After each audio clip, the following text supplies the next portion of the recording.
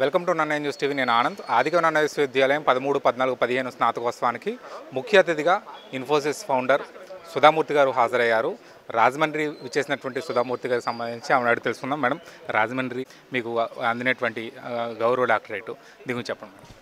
Yeah, it was an honor for me that Adikavi Nannaya University has given me an honorary Doctor of Letters.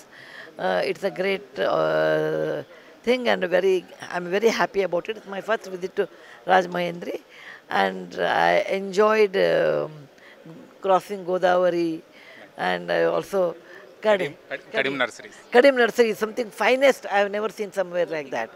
Then of course I did boating, and I went to Manikanta stores and signed Telugu and English books. Okay madam, Telugu సాహిత్యంలో మీరు N Line కృషి చేశారు. దాంట్లో మీకు బాగా నచ్చినటువంటి సాహిత్యం book? No, but I can't read Telugu and I can't speak Telugu. But my books have been translated. There are 25 my books are in Telugu. Okay.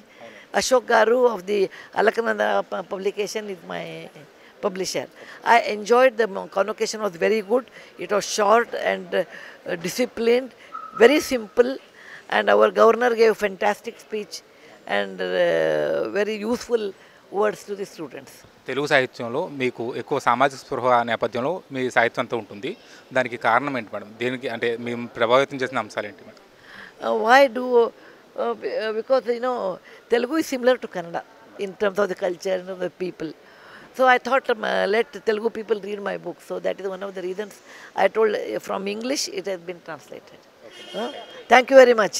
ఆదికవి నన్నయ్య విశ్వవిద్యాలయానికి గర్వకారణమైనటువంటి విషయం సుధామూర్తి గారికి గౌరవ డాక్టరేట్ అందించడం.